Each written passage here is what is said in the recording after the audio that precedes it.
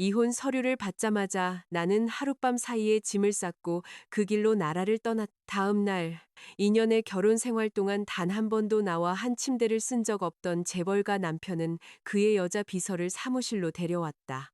책상 위에 놓인 내 사직서를 보고서야 그는 눈물을 터뜨렸다. 인사팀은 얼어붙었고 입을 열었다. 대표님, 그분을 전혀 모른다고 하지 않으셨습니까? 프롤로그. 이혼 서류가 손에 쥐어지는 순간 나도 모르게 붉은색의 새 서류 봉투를 꽉 쥐었다. 날카로운 모서리가 아플 정도로 손바닥을 파고들었다. 광택이 나는 마호가니 책상 건너편에 앉은 강태주는 여느 때처럼 침착했다. 우리가 2년간의 결혼 생활을 끝낸 것 같지 않았다. 마치 사소한 사업 서류 하나를 처리한 느낌이었다. 그는 내가 첫 결혼기념일 선물로 사준 파텍 필립 시계를 힐끗 쳐다봤다. 그의 목소리는 평탄하고 깔끔하며 차가웠다. 서지은 씨, 조건은 다 읽어봤을 테고 한남더의 펜트하우스는 당신 앞으로, 위자료는 50억. 이걸로 우린 깨끗하게 끝난 겁니다. 나는 고개를 끄덕이고 발치에 놓인 기내용 캐리어를 열어 작은 벨벳 케이스를 꺼냈다. 당신 물건들이에요. 안에는 그 시계와 그가 한 번도 끼지 않았던 남성용 결혼 반지가 놓여 있었다. 그날 오후 처음으로 그의 미간에 희미한 주름이 잡혔다. 내가 그것들을 돌려주리라고는 예상하지 못한 표정이었다. 그럴 필요 없는데. 아니요, 필요해요. 나는 그의 눈을 마주하며 말했다. 당신이 직접 말했잖아요. 우린 이걸로 깨끗하게 끝이라고. 그는 더 이상 따지지 않았다. 그는 마치 낡은 영수증을 버리듯 무심하게 벨벳 케이스를 서랍에 던져 넣었다. 서류 정리는 끝났으니 이만 가보겠습니다. 회의가 있어서 그는 일어서서 수트 재킷을 바로잡았다. 그의 표정에는 한치의 구김도 없었다. 강태주는 언제나 흠잡을 데 없이 완벽했고 언제나 단정했으며 언제나 멀리 있었다. 문 앞에서 그는 잠시 멈췄다. 뒤돌아서 나를 바라봤다. 지난 2년간 나는 그의 눈에서 조급함, 의무감, 무관심 외에 다른 어떤 것도 거의 본 적이 없었다. 하지만 이번에는 다른 무언가가 있었다. 후회도 다정함도 아닌 아마도 불확실성 같은 것. 이제 어떻게 할 겁니까?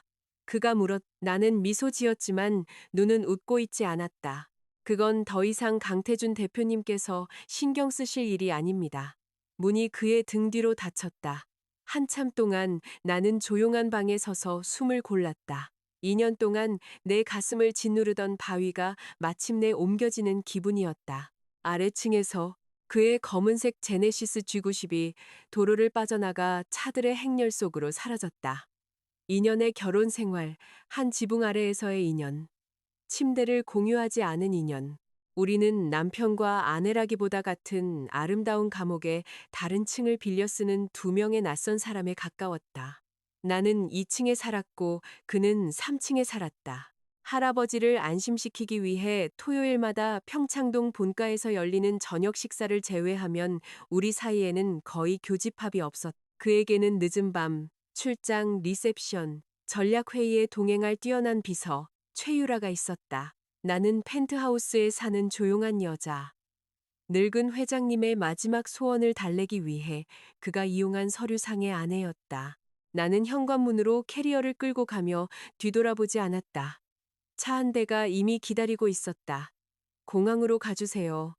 나는 운전기사에게 말했다. 그가 백미러로 나를 쳐다봤다. 국제선 터미널입니다. 사모님, 여권과 수화물 확인되었습니다. 확인했어요. 차가 교통 흐름에 합류하자 나는 휴대폰에서 낡은 유심칩을 꺼내 반으로 부러뜨리고 그 조각들을 길가의 쓰레기통에 버렸다. 도시의 풍경이 창밖으로 미끄러지듯 지나갔고 불빛은 내가 다른 사람의 삶 속에서 보낸 인연처럼 길게 늘어졌다. 아니, 낭비한 것이 아니었다. 나는 눈을 감았다. 병으로 뺨이 움푹 패였을 때조차도 근엄하고 친절했던 아버지의 얼굴이 마음속에 떠올랐다. 지은아, 아버지는 병상에서 내 손을 꼭 쥐고 속삭였다. 미안하다. 아빠 회사 때문에 너를 사랑하지도 않는 남자와 결혼하게 만들어서. 하지만 한 가지만 약속해다오. 무슨 일이 있어도 너 자신을 잃지 마라. 나는 나 자신을 잃지 않았다. 2년 동안 나는 장식용 화분에 갇힌 식물과 같았다. 겉으로는 조용하고 얌전했지만 흙 밑에서는 보이지 않는 뿌리들이 어둠 속에서 아래로 뻗어나가고 있었다. 나는 새 휴대폰에 전원을 켜고 새 유심칩을 넣은 뒤 내가 16살 때부터 외우고 있던 번호로 전화를 걸었다. 신호가 3번 울렸다. 노인의 목소리가 답했다. 여보세요. 안녕하세요, 김 교수님. 내 목소리가 나도 모르게 떨렸다. 저, 서지은입니다. 침묵. 그리고 길고 안도하는 한숨 소리가 들렸다. 아가, 그가 말했다. 드디어 너 자신으로 돌아왔구나. 눈시울이 뜨거워졌다. 저 이제 자유예요. 나는 속삭였다. 우리가 3년 동안 준비했던 프로젝트 이제 시작할 수 있어요. 1장, 계약 안에. 내 이름은 서지은, 28살이다. 내 아버지 서민혁은 대한민국 최고의 동시통역사 중 한 분이셨다. 내가 16살 때 아버지는 유네스코 회의에 나를 데려가 참관인석에 앉게 해주셨다. 통역 부스의 유리벽 너머로 나는 아버지가 헤드셋을 끼고 갈등을 대화로, 정책을 의미로, 그리고 언어를 다리로 바꾸는 모습을 지켜보았다. 그날 나는 내 인생의 방향을 찾았다. 나는 국내 최고의 외국어 대학에 입학했고, 그 후 아버지의 오랜 친구이자 번역계의 전설이신 김영수 교수님의 제자가 되었다. 내 전문 분야는 독일어 법률 문서, 그리고 국제 비즈니스 통역이었다. 졸업할 무렵 나는 유수의 번역 에이전시, 국제 로펌 컨설팅 그룹으로부터 입사 제의를 받았다. 모두들 내가 제2의 서민혁이 될 것이라고 말했다. 그때 인생은 재능이 결코 배신에 대한 방패가 될 수 없다는 것을 상기시켜 주었다. 대학교 4학년 때 동업자가 회사 계좌를 텅 비우고 사라진 후 아버지의 언어 서비스 회사는 무너졌. 공급업체들은 사무실 입구를 막았고 전 직원들은 임금을 요구했으며 채권자들은 밤낮으로 전화를 걸어왔다. 거의 같은 시기에 아버지는 말기 간암 진단을 받으셨다. 병원비 청구서는 눈처럼 쌓였다. 나는 우리 아파트를 팔았다. 그 다음엔 어머니의 보석들을, 그리고 우리 가족에게 남은 가치 있는 작은 것들을 모두 팔았다. 나는 예전 고객들에게 대금을 조기 지불해달라고 애원했다. 친척들에게 도움을 청했다. 문은 하나씩 닫혔다. 그때 강태준이 나타났다. 그는 태양그룹의 후계자였다. 젊고 부유하며 이미 서울 재계에서 유명했다. 나는 그의 이름을 아는 정도였는데 아버지의 회사가 한때 태양그룹의 해외 지사에 언어 서비스를 제공했기 때문이었다. 그는 병원으로 찾아와 내게 거래를 제안했다. 나와 결혼합시다. 그가 말했다. 당신 아버지의 회사 빚을 해결하고 가능한 최고의 치료를 받게 해주겠습니다. 기간은 2년. 그 후에 당신이 떠나고 싶다면 50억 원과 펜트하우스를 받게 될 겁니다. 나는 그를 빤히 쳐다봤다. 왜 저죠? 그는 병원 복도벽에 기대어 라이터를 켰다. 작은 불꽃이 그의 잘생기고 무심한 얼굴에 잠시 그림자를 드리웠다. 할아버지께서 편찮으십니다. 유일한 소원이 내가 결혼하는 걸 보는 거예요. 당신은 배경이 깨끗하고 학력도 좋고 태양가에 망신을 주지 않을 얼굴을 가졌습니다. 그의 눈은 자산을 평가하는 사람처럼 차분하고 정확하게 나를 훑었다. 가장 중요한 건 당신에게 돈이 필요하다는 거죠. 나는 즉시 이해했다. 그는 늙은 회장님을 안심시킬 아내가 필요했다. 나는 아버지를 살릴 돈이 필요했다. 절망 속에서 공정하다고 할 수 있는 것이 있다면 그것은 공정한 거래였다. 우리는 혼인신고를 서둘러 마쳤다. 결혼식도 피로연도 없었고 꼭 필요한 가족 외에는 아무에게도 알리지 않았다. 다음 날 아버지의 빚을 갚기에 충분한 돈이 회사 계좌로 입금되었고 아버지는 서울에서 가장 좋은 개인 병원으로 옮겨졌다. 나는 아버지에게 시간을 벌어들였다고 생각했다. 내가 틀렸다. 3개월 후 아버지는 돌아가셨다. 돌아가시기 전에 아버지는 내 손을 잡고 계속해서 미안하다고 하셨다. 나는 후회하지 않는다고 말씀드렸다. 괜찮을 거라고 말씀드렸다. 나는 거짓말을 했다. 죽어가는 사람은 진실보다 위로를 받을 자격이 있으니까. 장례식 후 강태주는 계약을 일찍 끝낼 것인지 물었다. 나는 거절했. 빚은 갚았지만 한 남자의 돈을 받고 도망쳤다는 느낌으로 평생을 살고 싶지 않았다. 계약은 2년의 기간이 끝날 때까지 계속될 것이었다. 그는 내게 두 가지 선택지를 주었다. 나는 한가로운 강태준의 아내로 남아 그의 블랙카드를 쓰고 한남더일 펜트하우스에서 값비싼 장식품처럼 살 수 있었다. 또는 태양그룹에서 일할 수도 있었다. 나는 이를 선택했. 하지만 한 가지 요청을 했다. 우리가 결혼한 사실을 아무도 몰랐으면 좋겠어요. 그는 놀란 듯 보였지만 동의했다. 그래서 나 태양그룹 후계자의 법적 아내는 재무부서의 말단 분석가가 되어 해외 지사 보고서를 정리하고 번역하는 일을 맡게 되었다. 그 일은 내게 쉬웠다.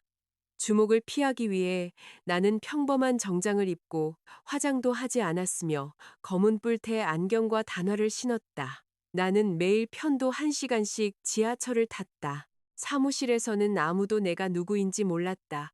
강태준과 나는 두 개의 평행선과 같았다. 그는 임원, 비서, 그리고 존경에 둘러싸인 대표이사였다. 나는 수천 명 중에 한 얼굴, 독일 세금 관련 서류를 번역하고 해외 재무 데이터를 통합하는 조용한 여자였다. 가끔 우리는 엘리베이터 로비에서 마주쳤다. 그는 결코 나를 쳐다보지 않았다. 나는 고개를 숙이고 좋은 아침입니다. 대표님이라고 말하곤 했다. 처음에는 사람들이 내 이름이 아무도 본 적 없는 미스터리한 사모님과 같다고 수군거렸다. 하지만 몇 달 동안 내가 값싼 카디건을 입고 야근하며 편의점 도시락으로 저녁을 때우는 모습을 보고 나서는 아무도 나를 재벌가의 아내와 연관짓지 않았다. 나는 그 편이 더 좋았다. 2년 동안 나는 태양그룹을 내부에서 배웠다. 부서, 보고, 체계, 해외 자회사, 습관, 그리고 맹점을 배웠다. 내가 번역한 모든 중요한 문서를 나는 공부했다. 내 책상을 거쳐간 모든 국제거래는 교훈이 되었다. 나는 내 자신의 작업을 백업했다. 회사 기밀이 아니라 내가 정확히 무엇에 기여했는지를 증명하는 초안, 메모 버전 기록, 그리고 이메일들이었다. 강태준은 이 모든 것을 전혀 몰랐다. 그가 이사회를 설득하는 데 사용했던 유럽 신재생 에너지 인수 보고서의 시장 위험 분석 섹션이 내가 1000페이지가 넘는 독일어 원본 자료에서 추출해낸 것이라는 사실을 그는 몰랐다. 그가 회의에서 칭찬했던 법적 리스크 메모가 내 노트북에서 최신 EU 상법 규정에 맞춰 27번이나 수정되었다는 것을 그는 몰랐다. 그는 최유라 비서가 자신의 책상에 올려놓는 거의 모든 세련된 보고서에 나의 보이지 않는 노동이 담겨 있다는 것을 몰랐다. 최유라는 내 직속 상관이었다. 처음에는 그녀는 다른 사람들이 원치 않는 지루한 번역 작업만 내게 맡겼다. 그러다 그녀는 내가 어려운 작업을 빠르고 훌륭하게 끝낼 수 있다는 것을 발견했다. 그 후 그녀는 욕심을 부리기 시작했다. 퇴근 5분 전에 핵심 업무를 보내며 긴급 지원이라고 불렀다. 아침이 되면 그녀는 내가 밤새 분석한 자료를 가져가 표지를 바꾸고 내 이름을 삭제한 뒤 위층에 제출했다. 나는 결코 그녀를 폭로하지 않았다. 내가 약해서가 아니었다. 내 목표가 상사의 인정보다 더 컸기 때문이었다. 그 과제들은 내게 태양그룹이 보유한 최고 수준의 국제 자료에 접근할 기회를 주었다. 나는 단지 번역만 하는 것이 아니었다. 나는 구조, 거래, 규제 준수 모델, 그리고 국제 전략을 공부하고 있었다. 아버지의 회사가 망한 이유 중 하나는 아버지가 시스템보다 기술을 더 신뢰했기 때문이었다. 아버지는 좋은 결과물이면 충분하다고 믿으셨다. 그렇지 않았다. 나는 아버지의 실수를 반복하지 않을 것이었다. 나에게는 계획이 있었다. 2년의 기간이 끝나면 나는 강태준을 떠나 아버지의 전문적인 유산을 재건하고 내 이름으로 설 것이었다. 태양그룹은 나의 교실이었다. 침묵은 나의 수업료였다. 2장. 그의 곁에 있는 여자. 한남더일 펜트하우스에서의 삶은 미지근한 물 한 잔과 같았다. 차갑지도 따뜻하지도 않은 맛이 없는. 강태준은 돈으로 살 수 있는 모든 것을 제공했다. 강이 내려다 보이는 300평짜리 복층. 내가 거의 입지 않는 명품들로 가득 찬 드레스룸. 내가 운전하지 않는 차들. 한도가 보이지 않는 블랙카드. 그는 적절한 거래 파트너였다. 관대하고 거리를 두며 일관성이 있었다. 그는 내 삶에 간섭하지 않았고 내가 피곤한지 외로운지 두려운지 슬퍼하는지 묻지 않았다. 우리는 같은 지붕 아래에 존재했지만 각기 다른 기후 속에서 살았다. 나는 그렇게 조용히 인연을 보낼 수 있을 것이라고 생각했다. 그때 최유라가 방 안의 온도를 바꾸었다. 최유라와 나는 같은 날 태양그룹에 입사했다. 그녀는 대표이사 비서실의 수석 비서가 되었다. 나는 평범한 재무팀 직원이 되었다. 그녀는 날카롭고 계산된 방식으로 아름다웠다. 그녀는 타이밍, 옷차림, 말투, 그리고 근접성을 이해했다. 몇 달 안에 그녀는 강태준의 가장 신임받는 비서가 되었고, 노크 없이 그의 사무실에 들어갈 수 있는 유일한 직원이자 모든 주요 회의에서 그의 옆에 나타나는 사람이었다. 사무실의 소문은 빠르게 퍼져나갔다. 어떤 사람들은 그녀가 비서 이상이라고 말했다. 어떤 사람들은 그녀가 결국 모든 의미에서 사모님이 될 것이라고 말했다. 나는 그들을 무시했다. 사랑 없는 결혼에서 질투가 무슨 소용이람. 그러던 어느 날 밤, 급성 위험이 찾아왔다. 금요일이었다. 나는 펜트하우스 욕실 바닥에 쓰러져 옷이 땀으로 흠뻑 젖었고 위가 너무 뒤틀려서 숨쉬기조차 힘들었다. 처음으로 강태준에게 전화를 걸었다. 전화는 오랫동안 울렸다. 연결되었을 때 목소리는 그의 것이 아니었다. 최유라였다. 죄송해요, 서지은 씨. 그녀의 목소리는 그 아래의 오만함을 감출 만큼만 사과하는 투로 세련되게 다듬어져 있었다. 대표님께서 지금 아주 중요한 화상회의 중이세요. 지금은 전화를 받으실 수 없어요. 급한 일인가요? 저한테 말씀해 주시면 전달해 드릴게요. 배경에서는 강태준이 낮은 목소리로 영어로 말하는 소리가 들렸다. 나는 너무 아파서 제대로 대답할 수 없었다. 배를 한 손으로 누르고 신음만 내쉴 뿐이었다. 최유라는 무언가 잘못되었다는 것을 알아차린 듯했다. 지은 씨, 괜찮으세요? 대표님께 여쭤볼까요? 강태준이 그녀의 말을 끊었다. 누구 전화인데 그렇게 오래 걸려? 재무팀 서지은 씨예요.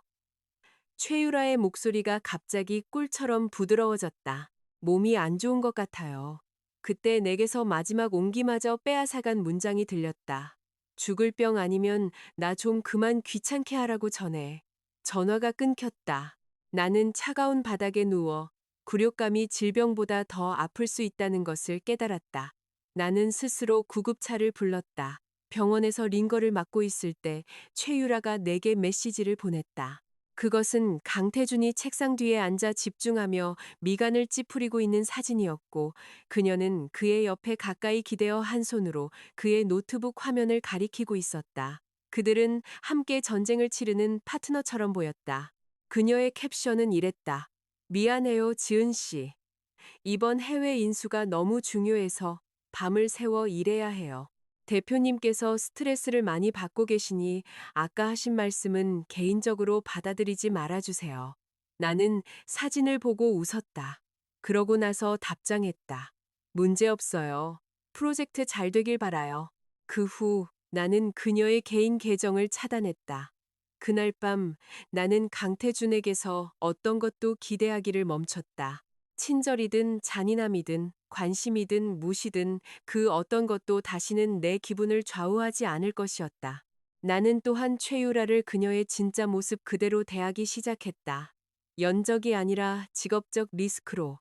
그날 이후 그녀가 내게 맡긴 모든 문서는 백업되었, 모든 가벼운 부탁은 이메일 확인으로 이어졌다. 모든 구두 지시는 서면 요약으로 마무리되었다. 협의한 대로 내일 아침까지 독일 규제 비교 자료를 완료하겠습니다. 확인 부탁드립니다. 그녀는 내가 소심하다고 생각했다. 나는 기록을 만들고 있었다. 회식 자리에서 최유라는 사소한 방식으로 나를 시험했다. 어느 날 밤 와인 몇 잔을 마신 후 그녀는 테이블 건너편에서 미소 지으며 말했다. 지은 씨 정말 열심히 일하시네요. 서울에 집 사려고 돈 모으는 거예요? 젊은 인턴이 웃었다. 지은 씨 실력이면 좋은 남편 만날 텐데 왜 혼자 사요? 최유라가 와인을 흔들었다. 요즘 남자들은 현실적이에요. 우리처럼 평범한 배경을 가진 여자들은 분수에 넘치는 꿈은 꾸지 말아야죠. 그렇죠? 재벌가에 시집 가는 건 하늘의 별 따기보다 어려워요. 그녀의 시선이 테이블 상석에 앉은 강태준에게로 미끄러졌. 그는 고위 임원들과 웃고 있었고 무관심하거나 관심이 없었다. 나는 주스를 들어 올렸다. 재벌가에 시집 가는 건 잘 모르겠지만 스스로에게 의지하면 더 굳건히 설 수 있다는 건 알아요. 최유라의 미소가 굳어졌. 저녁 식사 후 강태준이 술을 마셔서 내가 그를 집까지 운전하게 되었다. 우리가 차 안에서 단둘이 있었던 몇 안 되는 시간 중 하나였다. 그는 눈을 감은 채 조수석에 기댔다. 도시의 불빛이 그의 얼굴 위로 스쳐 지나가며 잠시 그를 덜 차갑게 보이게 했다. 펜트하우스 근처에서 그는 눈을 뜨지 않고 말했. 오늘 밤 최 비서가 당신 힘들게 했습니까? 나는 하마터면 급브레이크를 밟을 뻔했다. 아니요, 농담한 거예요. 그는 한동안 조용했다. 그녀의 어머니가 우리 집안의 먼 친척벌이야. 똑똑하고 야망이 있지. 그녀에게서 멀리 떨어져 있어요. 그것이 그 2년 동안 그가 내게 해준 처음이자 마지막 경고였다. 나는 그것이 아이러니하다고 생각했다. 그는 내게 최유라에게서 멀리 떨어지라고 말하면서 정작 자신은 밤낮으로 그녀를 곁에 두었다. 나는 아무 말도 하지 않았다. 우리가 도착했을 때 그는 3층으로 올라갔다. 나는 2층으로 돌아왔다. 잔물결은 사라졌다. 우리는 다시 낯선 사람이 되었. 3장. 벨벳에 쌓인 칼날. 강태준의 어머니 한선아 회장은 내가 뒤도 돌아보지 않고 떠나기로 결심한 마지막 이유였다. 한선아는 구시대적인 상류층 방식으로 우아했다. 진주, 실크, 완벽한 자세, 그리고 예의로 포장된 잔인함. 그녀는 결코 소리치지 않았다. 그럴 필요가 없었다. 그녀가 나를 향해 던지는 모든 문장은 벨벳으로 감싸여 있었지만 그 안에 칼날은 정교했다. 그녀는 결혼이 거래였다는 것을 알았다.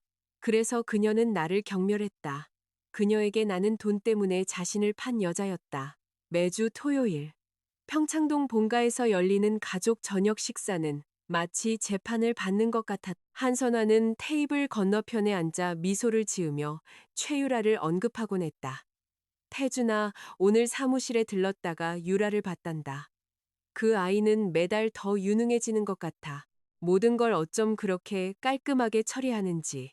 태준아, 네 작은아버지 프로젝트는 유라가 세부 사항을 챙기지 않았으면 큰일 날 뻔했어.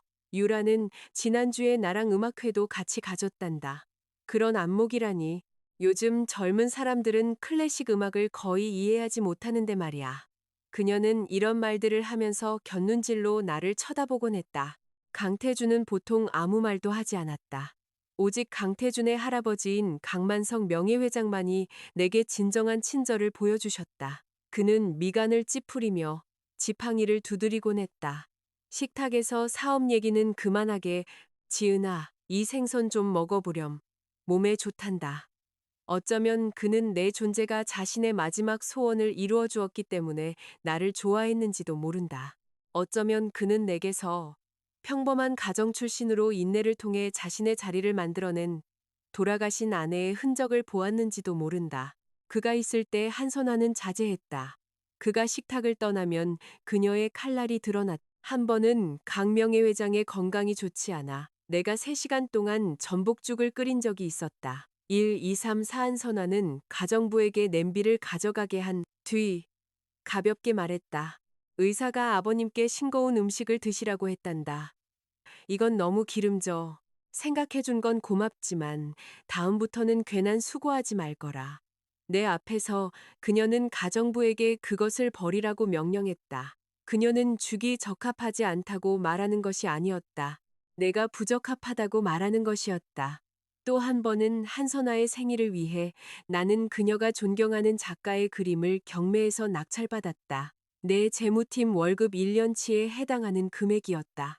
파티에서 그녀는 그것을 풀고 희미한 미소를 지으며 말했다. 신경 썼네.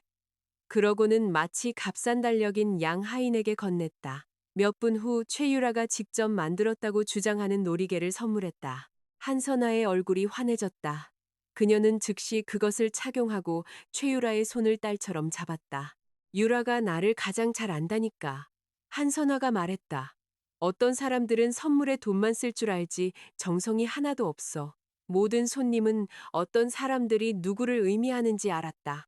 나는 그 추악한 연극의 소품처럼 그 자리에 서 있었다. 그 후로 나는 노력하기를 멈췄다. 나는 각 명예회장을 위해 저녁 식사에 필요할 때 역할을 수행했다. 나는 더 이상 선물을 준비하거나 죽을 끓이거나 내게 존엄성을 부정하기로 작정한 여자에게서 인정을 구하지 않았다. 나는 침묵이 나를 보호해 줄 것이라고 생각했다. 나는 한선화의 경멸을 과소평가했고 강태준의 기본적인 품위를 과대평가했다. 사장, 아버지의 기일. 마지막 결정타는 아버지의 3주기 기일에 찾아왔다. 그날은 토요일, 태양가 가족 저녁 식사가 있는 날과 전날 밤, 나는 강태준에게 추모공원에 가고 싶으니 저녁 식사에 빠져도 되겠냐고 물었다. 그것은 내가 그 집에서 그에게 허락을 구한 처음이자 마지막이었다. 그는 서류를 읽고 있었고 고개를 들지 않았다. 알고 있습니다. 나는 그것이 예라는 의미라고 생각했다. 다음 날 아침 나는 검은 옷을 입고 나갈 준비를 했다. 아래층에 강태준도 정장을 입고 있었다. 외출하세요? 내가 물었다. 유럽 지사의 긴급 상황이 생겼습니다. 사무실에 가봐야 해요. 내 심장이 내려앉았다. 저녁 식사 전에는 돌아오실 건가요?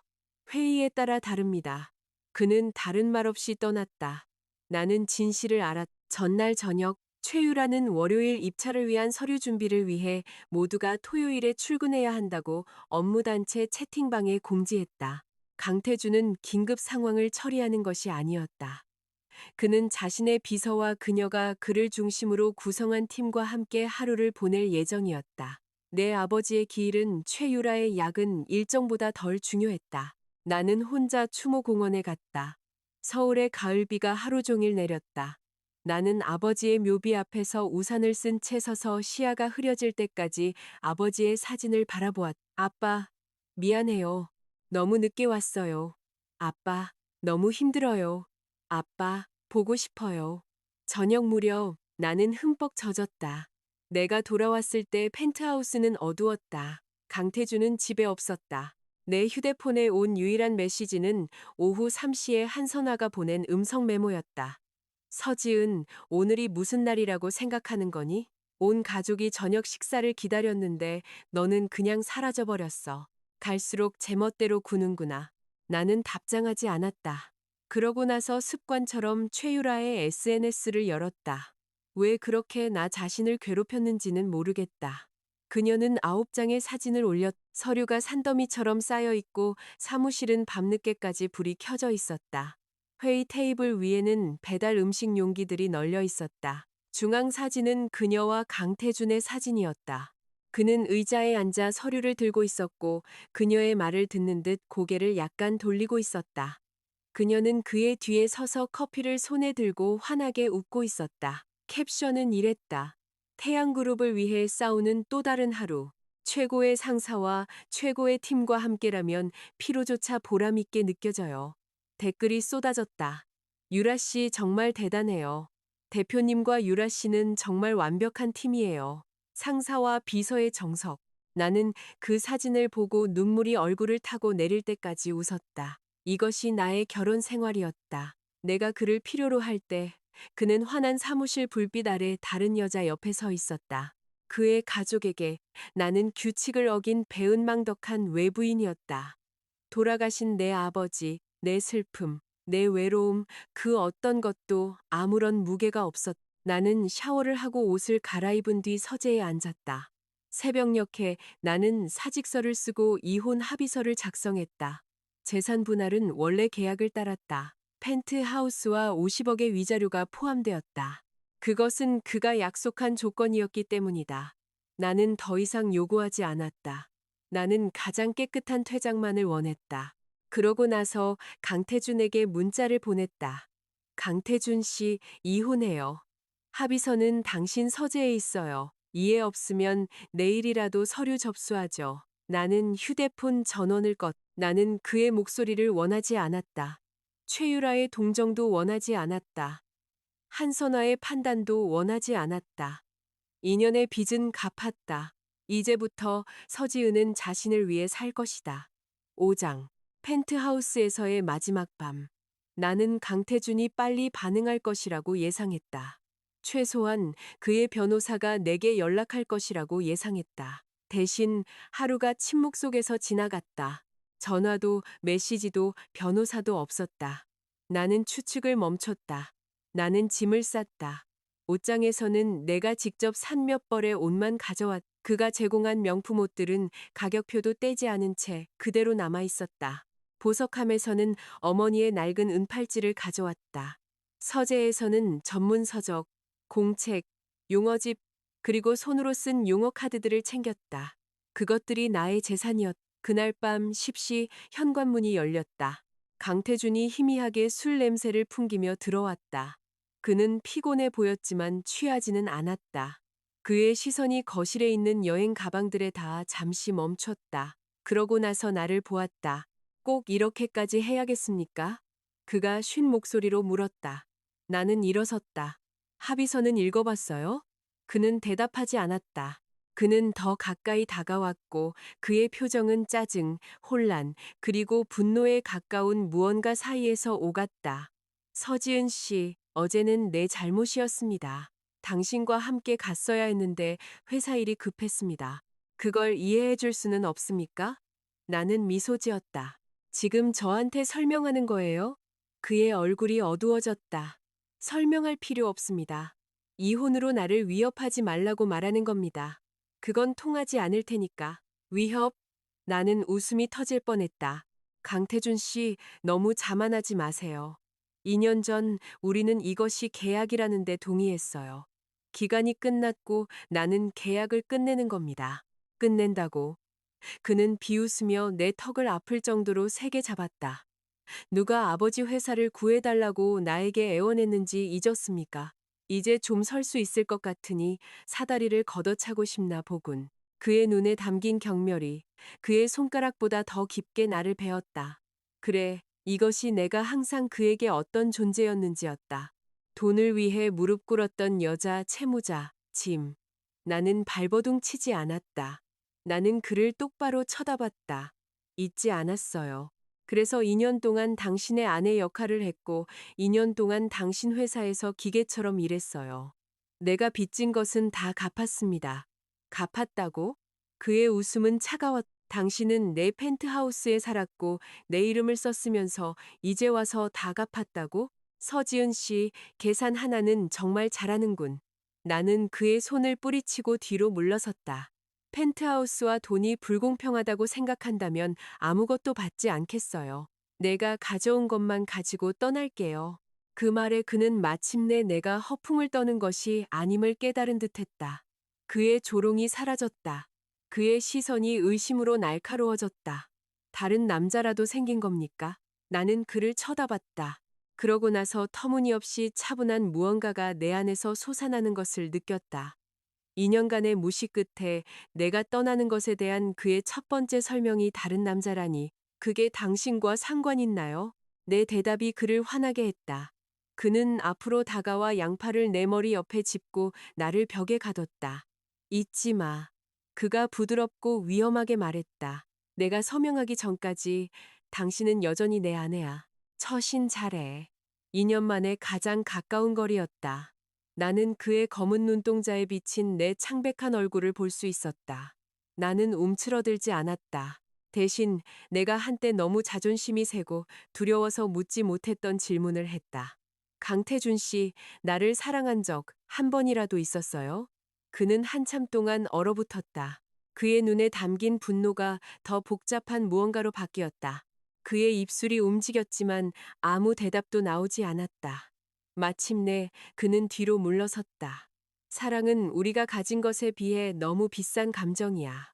그는 그 문장을 남기고 위층으로 올라갔다. 나는 벽을 타고 미끄러져 바닥에 앉았다. 그때 나는 울었다. 그가 나를 사랑하지 않아서가 아니었다. 어쩌면 그 모든 얼음 밑에 내가 중요한 작은 공간이 하나쯤은 있었을지도 모른다고 한때 어리석게 희망했기 때문이었다. 아침에 나는 소파에서 담요를 덮고 잠에서 깼다. 강태준은 없었다. 식탁 위에는 샌드위치, 우유 한 잔, 그리고 그의 필체로 쓴 메모가 있었다. 합의서 읽었소. 이해 없음. 오후 3시, 가정법원에서 봅시다. 나는 아침을 먹지 않았다. 샤워를 하고 옷을 입고 재무팀에 반차를 신청했다. 2시 30분에 나는 법원 방내 차 안에서 기다렸다. 커플들이 손을 잡고 들어갔다. 다른 사람들은 따로따로 무표정한 얼굴로 나왔다. 결혼은 같은 문 뒤에서 시작되고 끝난다. 2시 50분에 강태준의 차가 도착했다. 절차는 빨랐다. 서류, 서명, 도장, 최종 이혼 판결. 서기가 내게 사본을 건네줄 때 내 손이 떨렸다. 밖은 햇살이 고통스러울 정도로 밝았다. 강태준이 내 옆에 내 변호사가 펜트하우스와 위자료 이전에 대해 연락할 겁니다. 필요 없어요. 그가 돌아봤다. 무슨 뜻입니까? 펜트하우스도 돈도 원하지 않아요. 지난 2년은 무급 노동이었다고 생각하세요. 그가 나를 빤히 쳐다봤다. 이제부터 내가 말했다. 우리는 서로에게 빚진 것이 아무것도 없어요. 나는 돌아서서 떠나려 했다. 서지은, 나는 돌아보지 않았다. 후회하지 마시오. 그가 억제된 분노의 목소리로 외쳤다. 나는 대답하기 위해 잠시 멈췄을 뿐이다. 내가 후회하는 유일한 것은 2년 전 그 거래에 동의했다는 것뿐이에요. 그러고 나서 나는 펜트하우스에서 나는 열쇠, 출입카드, 차고카드, 시계, 그리고 끼지 않은 반지를 현관 콘솔 위에 놓았다. 그 옆에 메모를 남겼다. 강태준 씨, 저 떠나요. 이제 더 이상 연기하지 않아도 돼요. 2시간 후 베를린행 비행기가 밤하늘로 솟아올랐다. 서울의 불빛이 구름 아래로 멀어지면서 나는 마지막 이메일을 보냈다. 제목, 사직 및 업무 인수인계, 수신인, 태양그룹 인사팀 재무부장, 그리고 최유라. 첨부 파일에는 3개의 파일이 있었다. 내 사직서, 지난 2년간의 내 전체 업무 목록, 그리고 암호화된 인수인계 색인. 최유라가 자신을 쌓아 올리는데 사용했던 모든 프로젝트, 모든 보고서, 모든 법적 위험 분석, 모든 독일어 원문 번역, 모든 버전 기록, 생성 시간, 이메일 체인, 그리고 과제 기록. 나는 고발하지 않았다. 나는 기록했다. 그것으로 충분했다. 6장. 빈 책상. 재무팀 박진우 부장은 내가 베를린에 착륙한 후 전화를 걸었다. 김 교수님이 마련해 주신 작은 아파트에 막 정착했을 때 넷의 휴대폰이 울렸다. 서지은 씨, 박 부장이 말했다. 그의 목소리는 존경과 당황이 복잡하게 섞여 있었다. 정말 떠났군요. 저는 정식으로 사직했습니다. 정식 이상이었죠. 당신의 인수인계는 대부분의 시니어 매니저들보다 더 깔끔합니다. 그러고 나서 그는 그날 아침 태양그룹에서 무슨 일이 있었는지 말해 주었다. 오전 9시 최유라는 크림색 정장을 입고 자신감에 차서 강태준의 사무실로 들어갔다. 그녀는 독일 에너지 프로젝트를 위한 서류 뭉치를 들고 있었다. 그녀의 기분은 최고조였는데 방금 강태준과 함께 최종 입찰 준비를 마쳤기 때문이었다.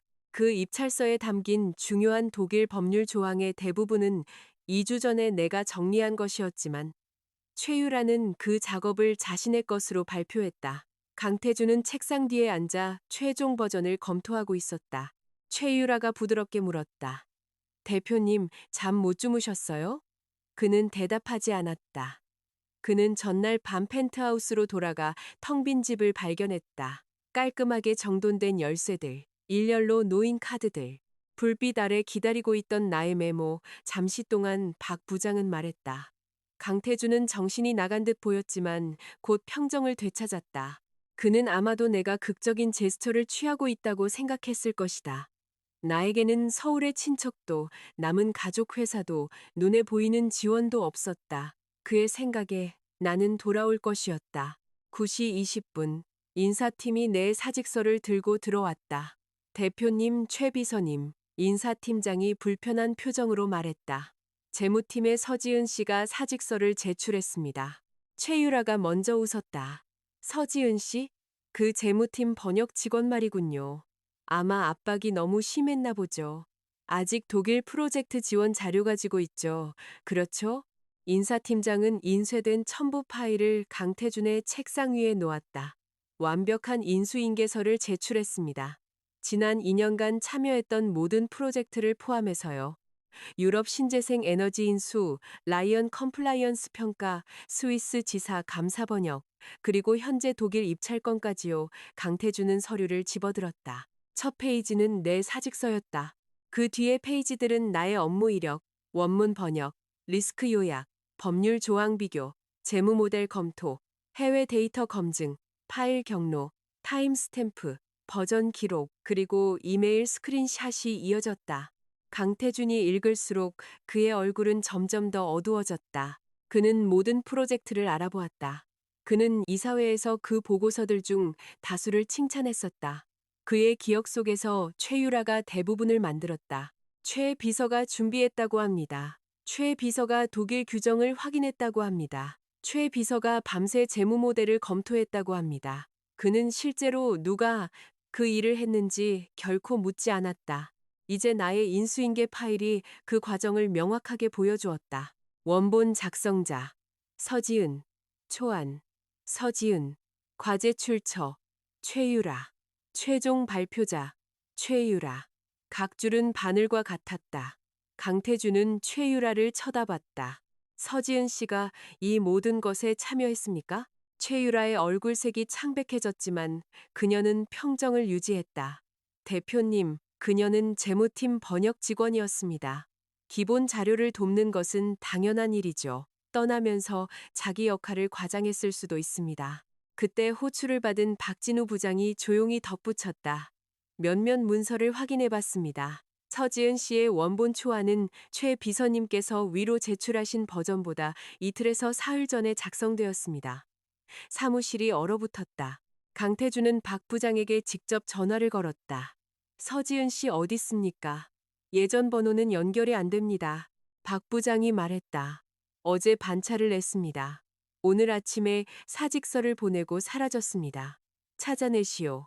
현재 연락처가 없습니다. 이메일, 비상 연락망, 인사 파일 모든 걸 다 사용해요. 그러고 나서 박 부장은 그에게 현실적인 문제를 말했다. 독일 파트너사가 8페이지 분량의 추가 법률 조항을 보내왔다. 2년 동안 긴급한 독일 법률 문서는 내가 처리했다. 당일 번역과 리스크 요약을 포함해서 내가 없이는 재무팀의 누구도 3시간 안에 그 수준의 작업을 해낼 수 없었다. 강태준은 마침내 이해했다. 나는 떠나버린 장시경 아내가 아니었다. 나는 그만둔 대체 가능한 주니어 번역가가 아니었다. 나는 기계 깊숙한 곳에 숨겨진 나사였다. 그리고 내가 제거되는 순간 기계는 덜거덕거리기 시작했다. 7장 내가 없는 회의. 오전 10시 독일 대표단과의 화상회의가 시작되었다. 강태준은 회의 테이블 상석에 앉았다. 최유라는 그의 오른쪽에 앉았고 노트북을 연 채 아름다운 이중 언어 회의 자료가 화면에 띄워져 있었다. 자료는 완벽해 보였다. 겉모습이 능력이라면 최유라는 대체 불가능했을 것이다.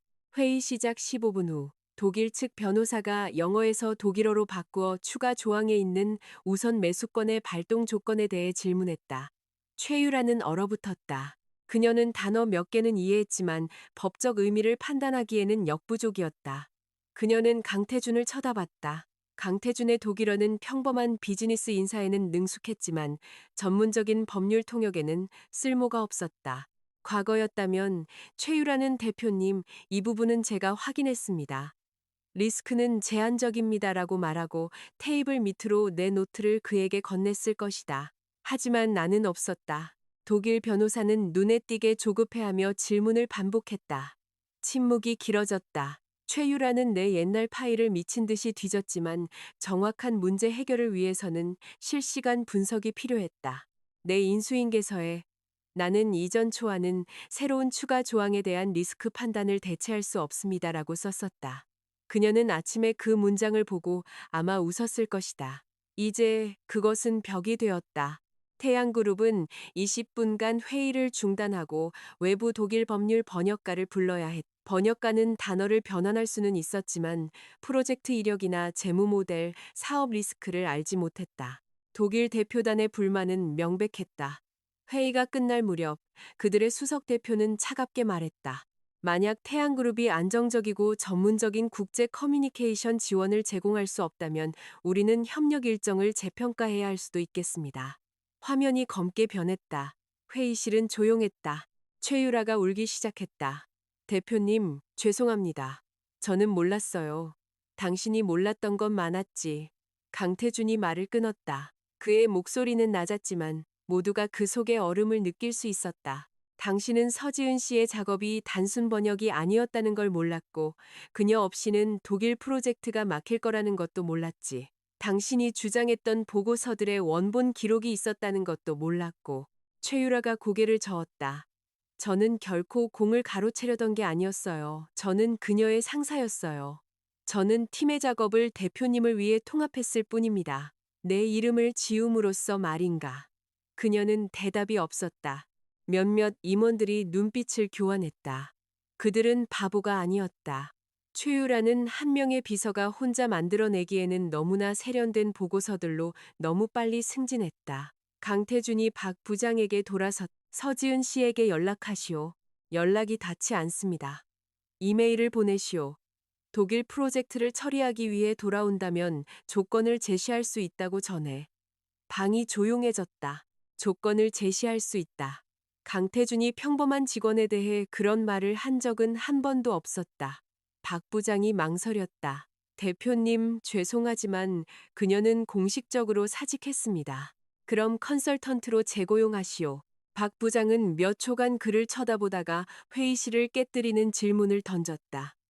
대표님, 죄송합니다만 항상 그분을 전혀 모른다고 하지 않으셨습니까? 강태준은 굳어버렸다. 그는 나를 알지 못했다. 태양그룹에서 그는 나를 쳐다보지도 않고 지나쳤다. 그는 사람들이 내가 아무것도 아니라고 믿게 내버려 두었다. 그는 죽을 병 아니면 나 좀 그만 귀찮게 하라고 전해라는 말로 나의 긴급 전화를 일축했다.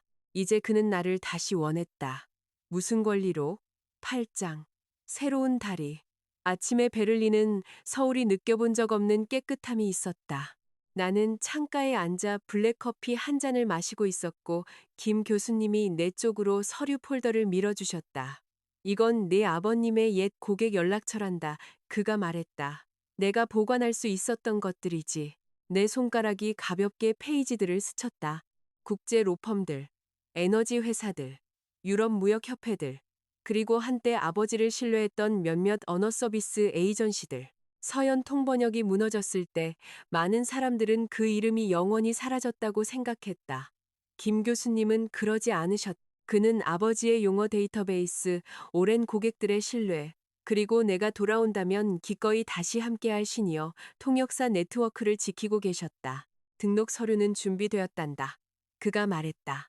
내 아버지는 언어가 다리를 놓기를 원해서 회사 이름을 서연서 쪽으로 이어짐이라고 지었지. 같은 이름을 쓸 거니? 나는 오랫동안 말이 없었다. 그러고 나서 고개를 저었다. 아니요, 서연은 아버지의 작품이에요.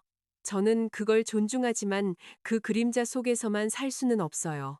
나는 펜을 집어들었. 새 회사의 이름은 새연 새롭게 이어짐이 될 거예요. 김 교수님이 미소 지었다. 새로운 달이라. 좋구나. 나는 등록 서류에 서명했다. 서지은, 그 이름이 마침내 다시 내 것이 되었다. 내 노트북에 태양그룹 인사팀으로부터 알림이 떴다. 제목, 독일 프로젝트 관련 긴급 컨설팅 요청. 이메일은 정중했다. 태양그룹은 내가 외부 컨설턴트로서 협조해 주기를 바랐다. 보수는 협상 가능. 나는 부드럽게 웃었다. 김 교수님이 눈썹을 치켜 올렸다. 태양그룹이군요. 불을 꺼달라는 거겠지. 어떻게 생각하세요?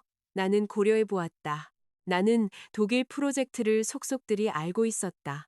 만약 내가 지금 개입한다면 강태준에게 그가 무시했던 것을 정확히 보여주고 모두 앞에서 최유라의 거짓말을 박살낼 수 있었다.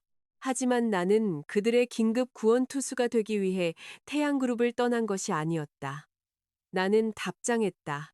인정해 주셔서 감사합니다. 저는 새로운 전문 프로젝트를 시작했으며 직접적인 재고용이나 긴급 내부 지원은 받지 않고 있습니다. 만약 태양그룹이 공식적인 상업 협력을 원하신다면 세연 통번역으로 업무 요청서를 제출해 주시기 바랍니다. 제한된 가격 책정 및 일정은 저희 표준 비즈니스 절차에 따라 진행될 것입니다. 5분 후 강태준이 개인 계정으로 이메일을 보냈다. 서지은 씨, 전화하시오. 인사도 사과도 없이 명령이었다. 나는 답하지 않았다. 10분 후 독일 프로젝트는 중요합니다. 당신이 필요합니다. 나는 그 단어들을 쳐다봤다. 당신이 필요합니다. 얼마나 드문 말인가. 2년의 결혼 생활 동안 강태준이 내가 필요하다고 인정한 첫 번째 순간은 내가 더 이상 그에게 가능하지 않게 된 후에야 찾아왔다. 나는 답장했다. 대표님, 저를 필요로 하는 것은 프로젝트이지 당신이 아닙니다. 프로젝트는 비즈니스 계약 절차를 통해 진행될 수 있습니다. 당신과 저에 관해서는 우리는 이미 정리되었습니다. 이번에는 한동안 답장이 오지 않았다. 나는 노트북을 닫고 김 교수님과 세연의 첫 고객들에 대해 계속 논의했다. 밖에서는 햇빛이 알프스 산맥의 먼 설선 위에 하얗고 맑게 내려앉아 있었다. 당신을 사랑한 적 없는 사람을 떠나는 것은 세상을 더 작게 만들지 않는다. 그것은 빛을 되돌려준다. 9장. 테이블 건너편에서 강태준은 일주일 후 나를 찾아왔다. 그때쯤 세연은 독일 신재생 에너지 회사로부터 첫 공식 의뢰를 막 따낸 상태였다. 아이러니하게도 그 회사는 태양그룹의 유럽 프로젝트에 관련된 회사 중 하나였다. 김 교수님을 통해 그들은 독립적인 한독 법률 번역 및 비즈니스 협상 지원을 요청했다. 다시 말해 태양그룹이 지키지 못한 사람을 상대방이 고용한 것이었다. 계약 당일 나는 세연의 창업자로서 베를린의 한 비즈니스 호텔에서 열린 회의에 참석했다. 나는 아이보리색 정장을 입고 머리는 단정하게 올리고 어머니의 진주 귀걸이를 했다. 검은 뿔테 안경도 값싼 회색 카디건도 고개를 숙일 필요도 없었다. 회의 중간에 문이 열렸다. 강태준이 최유라를 뒤에 데리고 들어왔다. 최유라의 얼굴은 나를 보자마자 변했다. 그녀의 기억 속에서 나는 여전히 촌스러운 옷을 입은 조용한 재무팀 직원, 그녀가 강태준 옆에 서 있는 동안 그녀의 일을 처리해주던 여자였다. 그녀는 내가 독일 대표단과 함께 정식 외부 컨설턴트로 계약되어 앉아 있을 것이라고는 예상하지 못했다. 독일 측 수석 대표가 일어나 내 손을 잡았다. 린, 이 자리에 함께하게 되어 기쁩니다. 나는 유창한 독일어로 대답했다. 최유라의 얼굴이 창백해졌다. 강태준은 한참 동안 나를 쳐다봤다. 그의 눈에 충격이 스쳐 지나갔고 그 뒤를 이어 더 무거운 무언가가 따랐다. 아마도 그는 마침내 나를 보았을 것이다. 그의 집안의 서류상 아내가 아니라 구석에 있던 재무팀 직원이 아니라 국제협상 테이블에서 신뢰받는 전문가를 나는 정중하게 고개를 끄덕였다. 강 대표님. 태양그룹 엘리베이터에서 수없이 했던 똑같은 말. 다만 이번에는 고개를 숙이지 않았다. 회의가 재개되었다. 최유라는 준비된 영어 자료로 발표하려고 했지만 독일 변호사가 독일어로 기술적인 질문을 던졌다. 태양그룹은 17조의 에너지 정책 변경에 대한 발동 조항을 추가하는 것에 동의합니까? 만약 그렇다면 태양그룹은 몇 퍼센트의 환매 책임을 부담하게 됩니까? 최유라는 얼어붙었다. 그녀는 나를 쳐다봤다. 한때 나는 그녀에게 메모를 건넸을 것이다. 이제 나는 차분하게 내 서류를 정리했다. 강태준의 시선이 그녀에게로 향했다. 최비서 대답하시오. 그녀가 침을 삼켰다. 대표님, 그건 추가적인 법률 검토가 필요합니다. 독일 측은 서로 눈빛을 교환했다. 그들의 대표가 나를 향해 돌아섰을 때야 나는 입을 열었다. 언어 및 리스크 관점에서 볼 때 나는 독일어로 말했다. 현재의 문구는 책임 범위의 경계를 모호하게 만듭니다. 만약 태양그룹이 추가 조항을 수락한다면 정책 변경은 일반 정책 조정, 의무적 규제 변경, 그리고 불가항력으로 구분되어야 합니다. 각 카테고리는 다른 환매 비율을 촉발해야 합니다. 그렇지 않으면 분쟁 리스크가 상당할 것입니다. 그러고 나서 나는 태양그룹의 법무팀을 위해 한국어로 전언했다. 만약 태양그룹이 수동적인 책임을 피하고 싶다면 정책 변경의 정의를 좁히고 제3자 감사 확인 메커니즘을 추가해야 합니다. 침묵. 그러고 나서 태양그룹의 법률 고문이 빠르게 메모를 하기 시작했다. 독일 변호사가 고개를 끄덕였다. 바로 그겁니다. 그게 핵심입니다. 다음 1시간 동안 나는 리듬을 통제했다. 독일어, 영어, 한국어, 법률 용어, 상업적 리스크, 협상 전략. 나는 그 사이를 자유롭게 넘나들었다. 강태주는 테이블 건너편에서 지켜보았다. 최유라의 표정은 매분 매초 악화되었다. 결국 독일 대표단은 세연을 다음 단계를 위한 지정 언어 서비스 파트너로 확정했다. 회의가 끝난 후 최유라는 억지 미소를 지었다. 지은 씨, 태양그룹에서 그렇게 많은 걸 숨기고 있었는지 몰랐네요. 왜 한 번도 이런 모습을 보여주지 않았어요? 나는 그녀를 쳐다봤다. 내가 한 번도 보여주지 않았다고 확신해요, 유라 씨? 아니면 내가 보여준 모든 것이 당신의 능력이 되었나요? 방이 조용해졌다. 최유라의 눈이 즉시 붉어졌다. 어떻게 그런 말을 할 수 있어요? 저도 열심히 일했다고요. 당신 상사로서 당신의 콘텐츠를 통합했을 뿐이에요. 통합? 나는 내 노트북을 화면에 연결하고 비교 파일을 열었다. 유럽 신재생 에너지 프로젝트, 원본 분석 초안은 제가 작성. 당신이 제출한 버전은 내 이름을 삭제하고 표지를 변경했죠. 라이언 컴플라이언스 평가. 제 원본 이메일은 새벽 2시 47분에 발송. 당신이 강 대표님께 전달한 이메일은 오전 9시에 밤새 이걸 완료했습니다 라고 되어 있더군요. 스위스 지사 재무이상 보고 당신은 이걸 보조 번역으로 제게 할당했죠. 부서 회의에서는 당신이 리스크를 발견했다고 말했고요. 하나씩 증거가 나타났다. 최유라의 얼굴에서 핏기가 가셨다. 강태준의 표정은 무섭도록 차가워졌다. 대표님, 저는 그러지 않았. 나가. 그가 말했다. 최유라는 얼어붙었다. 대표님, 당장. 그녀는 울면서 떠났다. 강태준은 나를 쳐다봤다. 그의 목소리는 거칠었다. 서지은 씨, 미안합니다. 나는 노트북을 닫았다. 강 대표님, 사과는 오늘 의제에 없습니다. 태양그룹의 임원들은 고개를 숙였다. 만약 태양그룹이 세연의 서비스가 필요하다면 나는 계속했다. 공식적인 업무 요청서를 제출해 주십시오. 만약 이게 개인적인 일이라면 우리 사이에 더 이상 논의할 것은 없다고 생각합니다. 나는 뒤돌아보지 않고 떠났다. 내 뒤에 강태준은 오랫동안 서 있었다. 10장. 최유라의 몰락. 베를린 이후 최유라는 조사가 진행되는 동안 정직 처분을 받았다. 태양그룹은 지난 2년간의 그녀의 프로젝트 이력을 다시 열었다.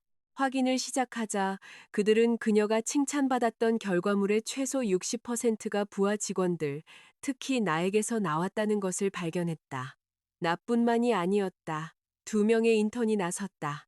그녀가 고객 제안서를 가로챘던 프로젝트 매니저도 마찬가지였다. 최유라는 아름다움, 타이밍, 그리고 능숙한 발표를 통해 승진했다. 진짜 노동을 했던 사람들은 그녀의 발뒤꿈치 아래에 짓밟렸다. 이제 벽이 갈라졌다. 그녀에게 억압당하고 이용당하고 침묵당했던 사람들이 말하기 시작했다. 내부 스캔들이 터져나왔다. 한선화 회장도 그 소식을 들었다. 그녀의 첫 본능은 최유라가 잘못했다는 것을 인정하는 것이 아니었다. 그것은 강태준에게 전화해서 나를 비난하는 것이었다.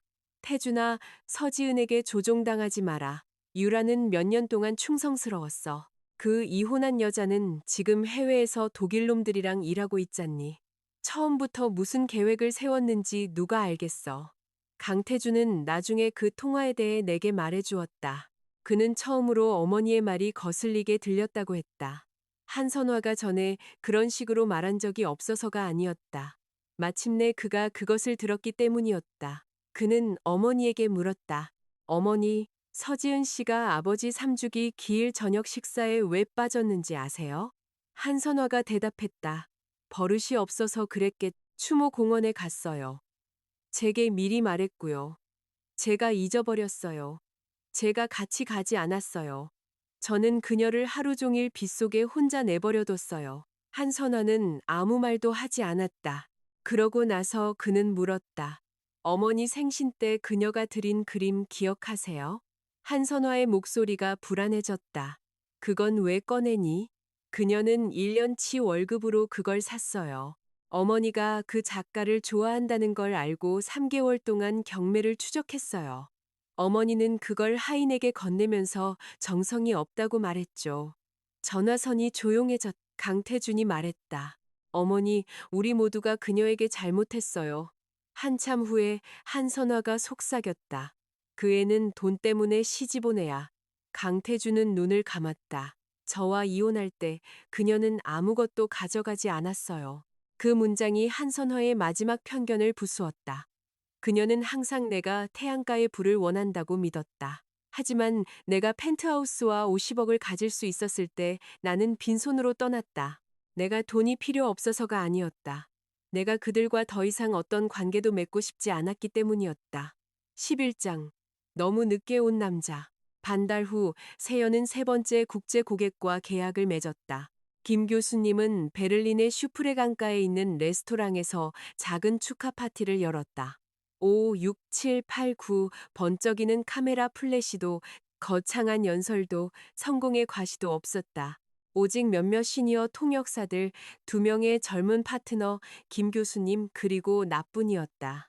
그가 잔을 들었을 때 그의 눈은 젖어 있었. 내 아버지가 이걸 봤다면 자랑스러워했을 거다. 나는 컵을 꽉 쥐었다. 밖에서는 강이 저녁 빛을 은빛 조각들로 담아내고 있었다. 나는 아버지의 마지막 말을 다시 생각했다. 너 자신을 잃지 마라. 아빠, 저 잃지 않았어요. 저녁 식사 후 나는 혼자 강가를 걸었다. 모르는 번호로 전화가 걸려왔다. 나는 말없이 받았다. 몇 초 후 강태준의 낮고 쉰 목소리가 들려왔다. 서지은 씨, 접니다. 나는 걸음을 멈추고 바람을 막기 위해 코트를 여몄다. 무슨 일 있으신가요? 강 대표님? 그 호칭은 한동안 그를 침묵하게 했다. 저 베를린에 있습니다. 나는 놀라지 않았다. 강태준에게 반달을 기다린 것은 이미 자제력을 발휘한 것이었다. 그리고 당신을 만나고 싶습니다. 아니요. 만약 프로젝트에 관한 일이라면 세연의 비즈니스 이메일로 연락 주십시오. 만약 개인적인 일이라면 우리는 더 이상 명확히 할 것이 없습니다. 그의 목소리가 거칠어졌다. 명확하지 않습니다. 저에게는요, 내가 미간을 찌푸리자 그가 계속했다. 많은 것들을 알아봤습니다. 최유라가 공을 가로챈 것, 당신의 응급병원 방문, 아버지 기일날의 추모 공원 영상, 어머니가 당신에게 했던 말들, 당신이 태양그룹에서 했던 모든 프로젝트. 그의 목소리가 갈라졌다. 저는 이제야 제가 얼마나 많은 것을 놓쳤는지 이해합니다. 나는 어두워지는 물 위를 바라보며 이상하게 차분한 기분을 느꼈다. 강태준 씨, 당신은 저를 놓친 게 아니에요. 당신은 저를 보려고 노력한 적이 한 번도 없어요. 그는 잠시 숨을 멈췄다. 나는 계속했다. 저는 이 일이 아니라 2년 동안 당신 곁에 있었어요. 다른 세상에서 몰래 일한 게 아니라 당신 회사에서 일했고요. 아팠을 때 당신에게 전화해 아버지 기일에 대해 말했어요. 당신은 저처럼 최유라의 게시물을 봤고요. 어머니가 저를 모욕하던 그 평창동 본가 저녁 식사 자리에 당신도 있었어요. 당신은 알았어요. 단지 그 어떤 것도 중요하지 않다고 생각했을 뿐이죠. 강에서 불어오는 바람은 차갑고 깨끗했다. 당신은 내가 견딜 거라고 생각했어요. 내가 신경 쓸 권리가 없다고 생각했고요. 기간이 끝나면 돈과 펜트하우스가 우리를 깨끗하게 정리해 줄 거라고 생각했죠. 그는 아무 말도 하지 않았다. 당신이 미안한 건 갑자기 나를 사랑하게 돼서가 아니에요. 내가 말했다. 당신이 미안한 건 내가 당신이 생각했던 그런 사람이 아니었다는 걸 발견했기 때문이에요. 돈 때문에 자신을 판 여자가 아니라 쓸모없는 서류상 아내가 아니라 삶과 죽음이 당신의 관심사가 아니었던 재무팀 직원이 아니었다는 걸요. 상대편에서 마치 칼에 찔린 남자가 숨을 들이쉬는 듯한 희미한 소리가 들렸다. 한참 후에 그가 속삭였다. 미안합니다. 들었어요. 그의 목소리가 약간 떨렸다. 그럼 당신은? 아니요. 내가 그의 말을 끊었. 강태준 씨, 사과는 들었어요. 받아들이지는 않아요.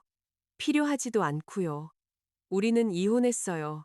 내가 법원문을 나서는 순간부터 당신은 세연의 잠재적 고객일 뿐이 되었어요. 전화선은 침묵으로 죽어 있었다. 다시는 개인 번호로 연락하지 마세요. 나는 전화를 끊었다. 강바람이 내 얼굴을 스쳤다. 춥지 않았다. 나는 주머니에 전화기를 넣고 계속 걸었. 과거는 내 뒤에 머물렀다.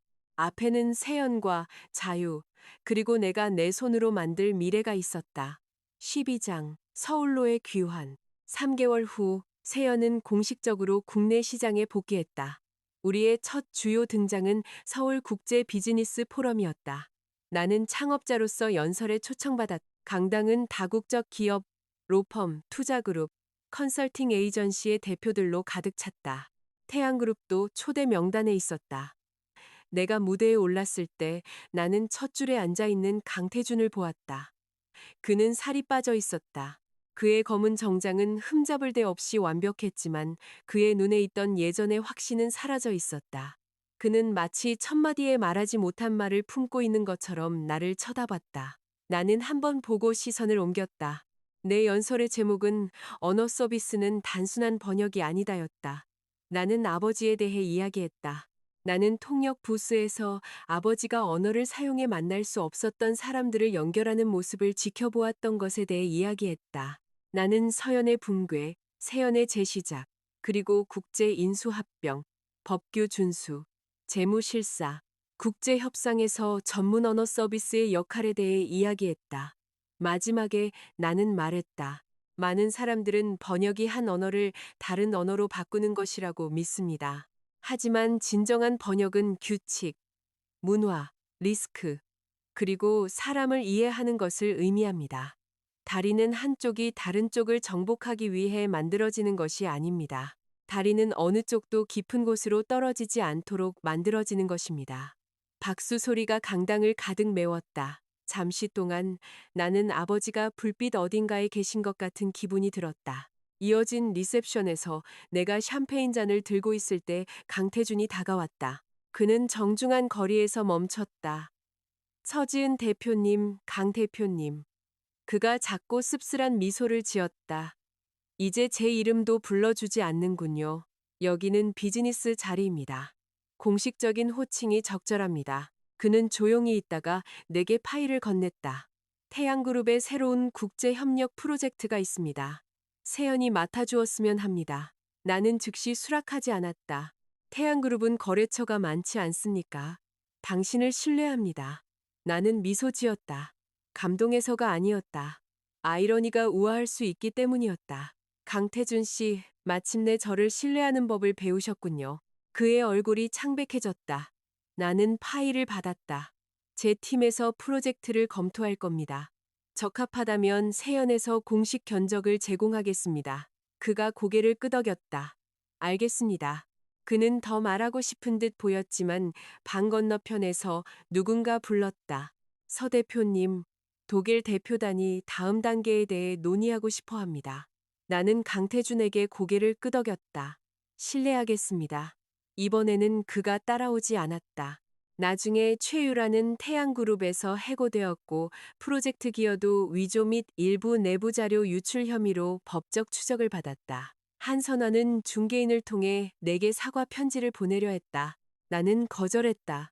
강만석 명예회장님이 한 번 전화하셨다. 그의 목소리는 피곤하고 죄책감으로 가득 차 있었다. 지은아, 우리 태양가가 너에게 잘못했. 눈시울이 뜨거워졌지만 나는 미소 지었다. 할아버님은 제게 잘못하신 적 없어요. 부디 건강 잘 챙기세요. 그것이 태양가와의 나의 마지막 사적인 연결이었다. 강태준에 관해서는 그는 나중에 세연의 고객이 되었다. 큰 고객, 안정적인 고객, 매우 정중한 고객. 모든 프로젝트 회의에서 그는 내 맞은편에 앉아 주의에 깊게 들었다. 그는 더 이상 말을 끊거나 과소평가하거나 나를 다른 사람의 삶의 부속품으로 취급하지 않았다. 하지만 그게 무슨 소용인가? 늦은 존중은 여전히 늦은 것이다. 나는 더 이상 그것이 필요하지 않았다. 한 번은 회의가 끝난 후 그가 문 앞에서 나를 불렀다. 서지은. 내가 돌아섰다. 그의 눈은 깊었다. 만약 내가 당신을 더 일찍 알아보았다면 상황이 달라졌을까요? 나는 그것에 대해 생각했다. 그러고 나서 고개를 저었다. 아니요. 그의 눈에 빛이 희미해졌다. 나는 말했다. 진정한 문제는 당신이 나를 너무 늦게 보았다는 것이 아니었어요. 내가 애초에 보여지기를 기다리지 말았어야 했다는 것이었죠. 그러고 나서 나는 떠났다. 13장. 나만의 다리. 내가 걸어 나갈 때 광택이 나는 대리석 바닥 위로 햇살이 떨어졌다. 각 걸음은 분명하고 흔들림이 없었다. 2년 동안 나는 강태준의 세계에 나 자신을 가두었다. 나는 그가 돌아보기를 기다렸다. 나는 그가 설명하기를 나는 그가 마침내 그의 곁에 있는 조용한 여자가 텅 비어 있지 않다는 것을 이해할 날을 기다렸다. 나중에 나는 한 여자가 할 수 있는 가장 위험한 일은 자신의 삶을 다른 사람의 뒤늦은 깨달음 속에 두는 것이라는 것을 배웠다. 나는 기다리기를 멈췄다. 그래서 내가 이겼다. 세연은 내가 예상했던 것보다 더 빨리 복수 때문도 강태준 때문도 세상이 갑자기 공정해졌기 때문도 아니었다. 그것은 처음으로 내가 한 모든 일이 내 이름을 달고 있었기 때문에 성장했다. 고객들은 우리가 단지 단어만 제공하는 것이 아니라는 것을 우리는 맥락, 리스크 인식, 협상 지원, 문화적 해석, 그리고 책임감을 제공했다.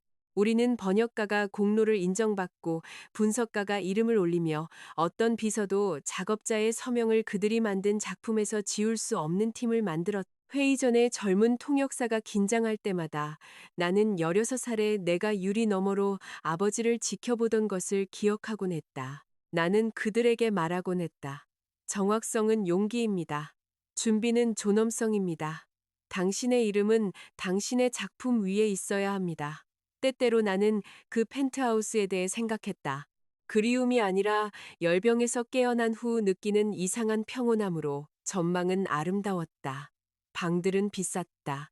그 침묵은 나를 거의 삼킬 나는 현관의 회색 슬리퍼, 가격표가 그대로 붙어 있던 명품 드레스들, 주인에게 돌아간 시계, 한 번도 끼지 않은 반지를 생각했다.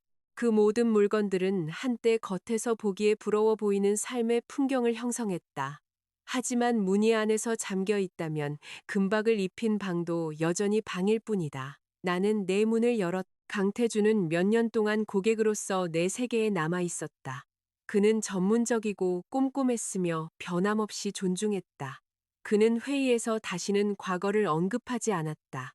한 번은 어려운 협상 중에 그가 내가 독일어, 영어, 한국어로 3자 간의 법적 분쟁을 해결하는 것을 지켜보았다. 그리고 회의가 끝난 후 그는 단지 감사합니다. 서 대표님이라고 말했다.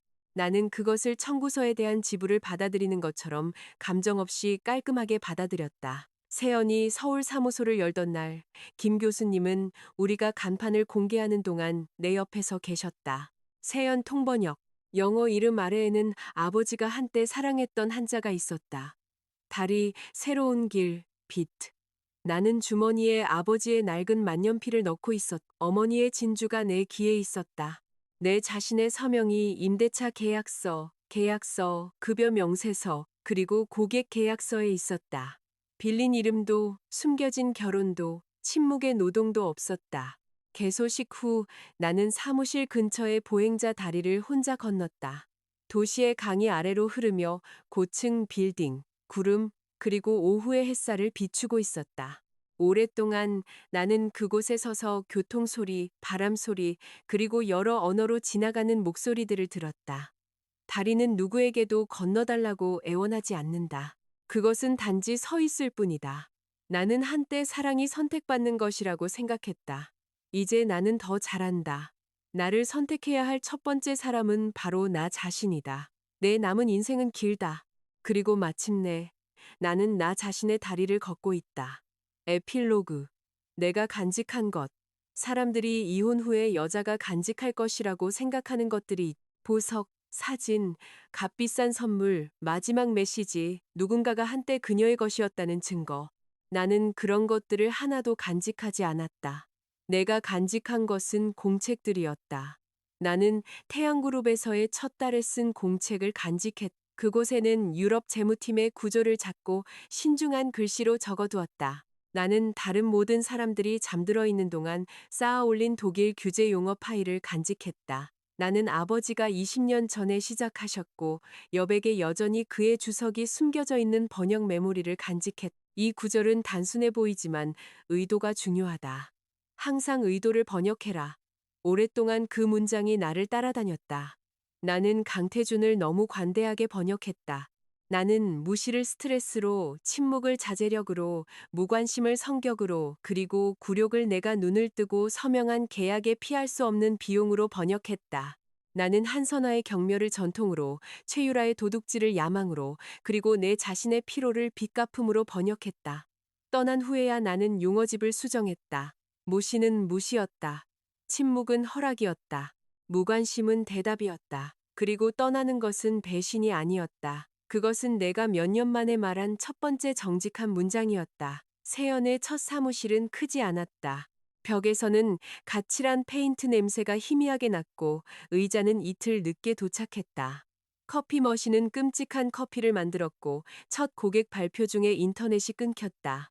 하지만 매일 아침 내가 문을 열 때마다 나는 강태준의 펜트하우스 안에서 느꼈던 것보다 더 부유하다고 느꼈다. 왜냐하면 그곳의 모든 것에는 이유가 있었기 때문이다. 회의 테이블은 팀이 평등하게 둘러앉을 수 있도록 선택되었다. 프로젝트 보드는 투명했다. 왜냐하면 아무도 어둠 속에서 공로를 훔치는 것이 허용되지 않을 것이기 때문이었다. 창가 근처의 작은 선반에는 장식이 아닌 언어가 겸손 위에 세워진 전문 직업이라는 것을 상기시키기 위한 사전들이 놓여 있었다. 아무도 모든 것을 알지 못한다. 모두가 계속 배워야 한다. 첫 월급날 나는 모두가 떠난 후 늦게까지 남아 각 이체를 2번씩 확인했다. 급여, 계약직 수수료, 보너스, 세금 원천징수. 평범한 일이었지만 최종 확인이 나타났을 때 내 손은 떨렸다. 나는 아버지의 실패한 사무실 밖에서 받지 못한 임금을 기다리던 직원들, 그들의 환한 얼굴과 지친 눈을 생각했다. 나는 하나의 무너진 회사가 그것을 신뢰했던 모든 사람에게 얼마나 상처를 줄 수 있는지 생각했다. 그러고 나서 나는 텅 빈 사무실에 속삭였다. 다시는 안 돼. 그것이 나의 개인적인 약속이 되었다. 세연은 보이지 않는 사람들 위에 세워지지 않을 것이다. 몇 달 후 클라라라는 젊은 분석가가 붉어진 눈으로 내 사무실에 찾아왔다. 그녀의 매니저가 그녀의 이름을 밝히지 않고 그녀의 연구를 발표했다. 그녀는 너는 그것이 중요하지 않다고, 자기는 신입이라고, 문제를 일으키고 싶지 않다고 말하려고 했다. 나는 들었다.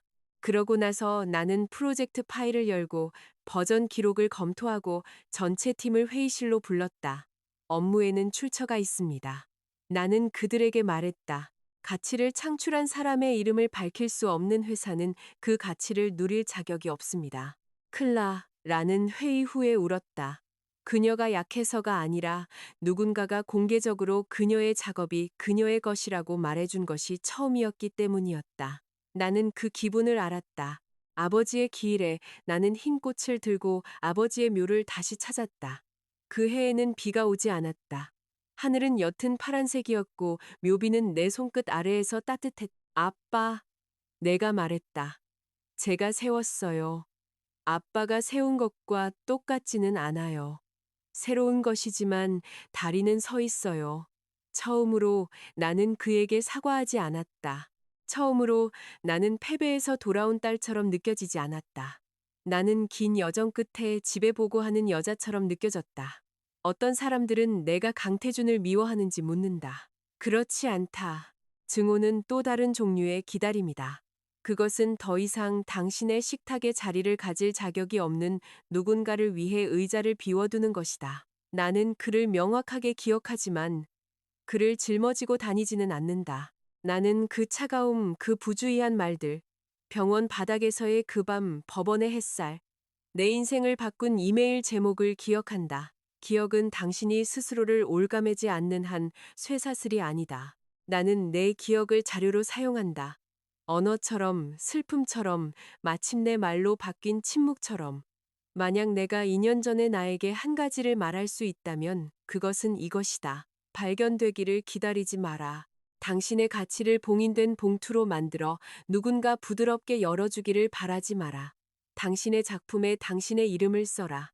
문을 열어라. 그 방이 당신에게 생존을 집과 혼동하도록 가르치기 전에 걸어 나와라. 앞에 다리는 추울지도 모른다. 좁을지도 모른다. 당신의 발밑에서 흔들릴지도 모른다. 그래도 걸어가라. 반대편에서 당신이 기다리던 사람이 줄곧 그곳에 있었다는 것을 발견할지도 모른다. 바로 당신 자신을. 에필로그 2. 남겨진 일. 세연의 첫 해는 깨끗한 성공 몽타주가 아니었다. 진정한 자유는 거의 영화 같지 않다. 그것은 대개 서류 작업, 임대료 급여, 마음을 바꾸는 고객, 늦게 도착하는 계약, 그리고 다음 청구서가 지불될지에 따라 용기와 어리석음이 갈릴 뿐이라고 천장을 보며 고민하는 밤들이다. 새벽 전에 깨어나 태양그룹의 명령, 강태준의 차가운 문장, 또는 한선아의 정중한 모욕을 기대하며 휴대폰을 더듬던 아침들이 있었다. 습관은 유령이다. 집이 텅 빈 후에도 오랫동안 문을 두드린다. 처음에는 나는 더 이상 일어나지 않는 일들로 내 하루를 측정했다.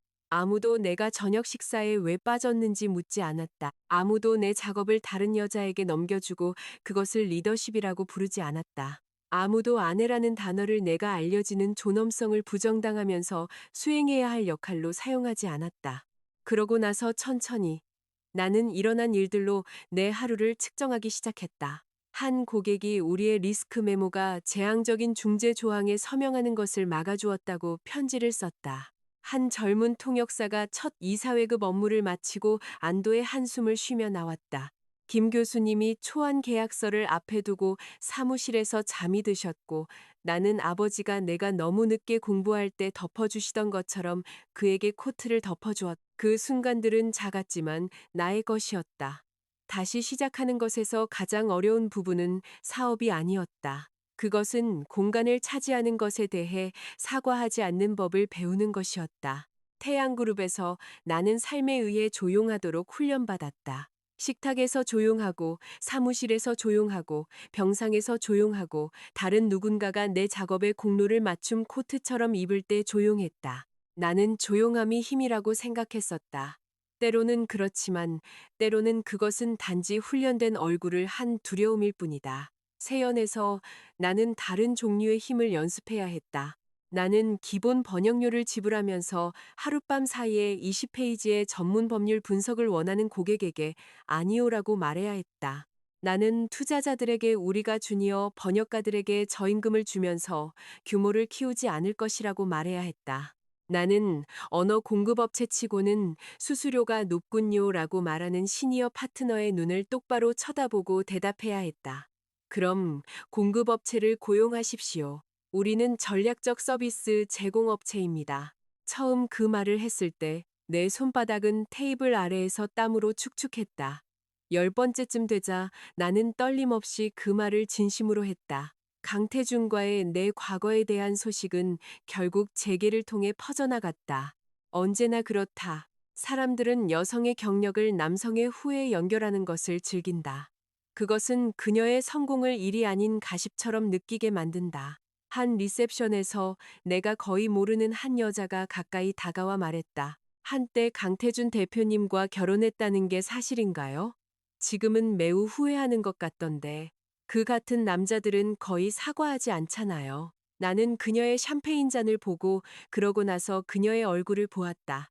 후회는 그의 이야기죠. 내가 말했다. 세연은 제 이야기고요. 그녀는 어떻게 대답해야 할지 몰랐다. 그것이 과거가 방 안으로 들어오려고 할 때마다 내가 스스로에게 되풀이했던 문장이 되었다. 후회는 그의 이야기다. 세연은 나의 이야기다. 강태준은 변했다.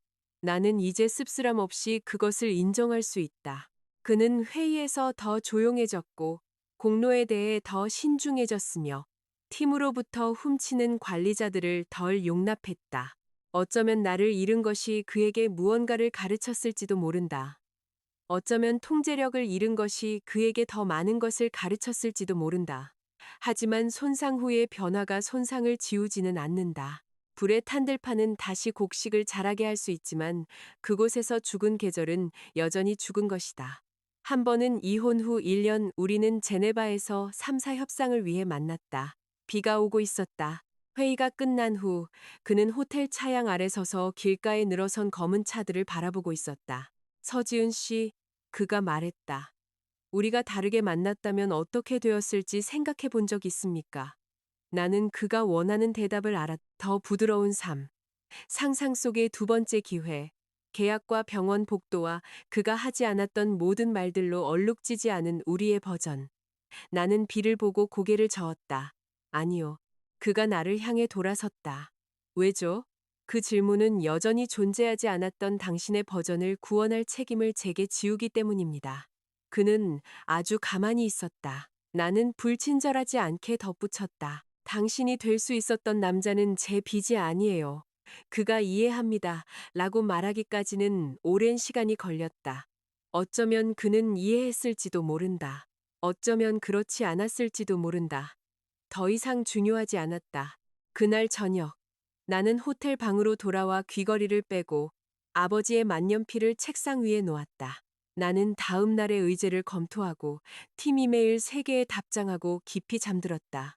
더 이상 무시를 로맨스로 번역할 필요가 없는 삶에는 평화가 있다.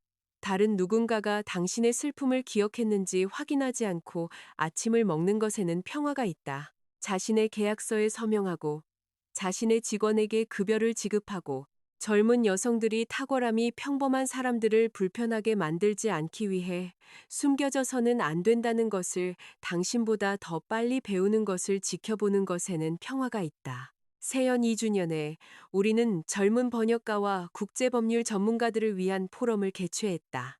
나는 다시 서울 무대에 서서 학생, 분석가, 통역사, 법률 보조원, 주니어 변호사들로 가득 찬 방을 바라보았다. 어떤 이들은 긴장했고 어떤 이들은 야망에 찼으며 어떤 이들은 내가 한때 태양그룹 재무부에 가지고 들어갔던 것과 같은 배고프고 두려운 표정을 하고 있었다. 나는 그들에게 아버지가 가장 좋아했던 교훈을 말했다.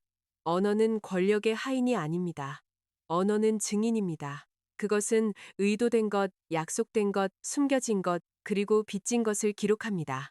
만약 당신이 언어와 함께 일한다면 자신을 과소평가하지 마십시오. 당신은 단어를 한 페이지에서 다른 페이지로 옮기는 것이 아닙니다. 당신은 의미를 지키고 있는 것입니다. 강연이 끝난 후 한 학생이 내게 물었다.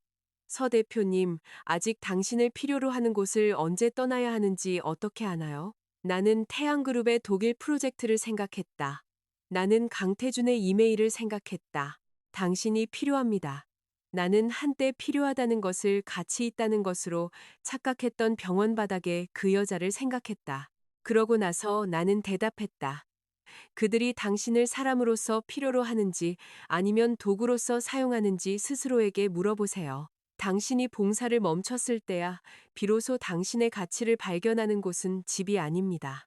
그녀는 그것을 받아 적었다. 나는 그녀가 기억하기를 바란다. 몇 년 후 사람들은 때때로 내 인생을 너무 단순하게 요약하곤 했다. 그들은 내가 재벌가 대표이사와 이혼하고 회사를 세웠다고 말할 것이다. 그들은 내 전남편이 나를 잃은 것을 후회했다고 말할 것이다.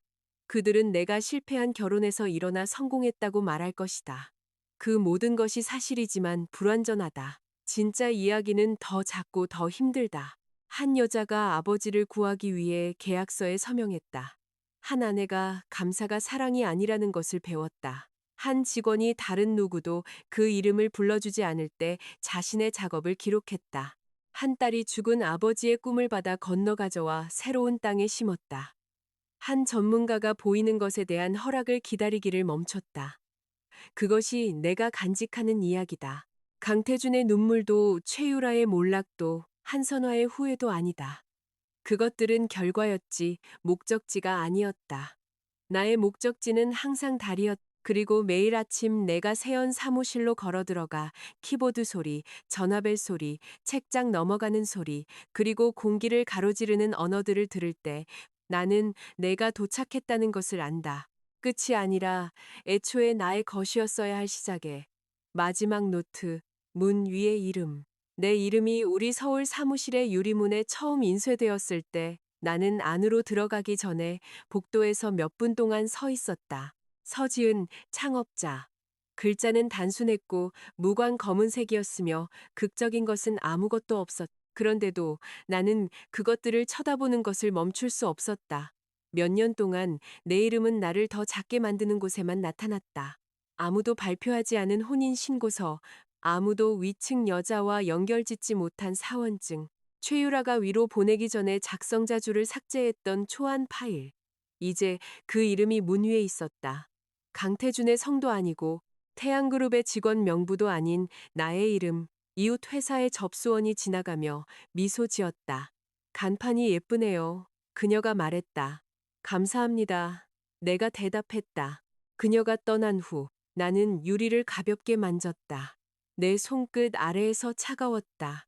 나는 아버지가 빌린 펜으로 첫 회사 등록 서류에 서명하던 것을 생각했다.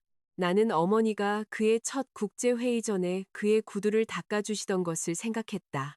나는 26의 내가 결혼을 인수합병처럼 말하고 이혼을 최종 보고서처럼 말하는 남자와 법원에 서 있던 것을 생각했다. 그 어떤 순간도 사라지지 않았다. 그것들은 내 발밑에 층이 되었다. 사람들은 종종 치유가 있는 것을 의미하기를 원한다. 그렇지 않다. 치유는 기억이 더 이상 당신을 지배하지 않는 것을 의미한다.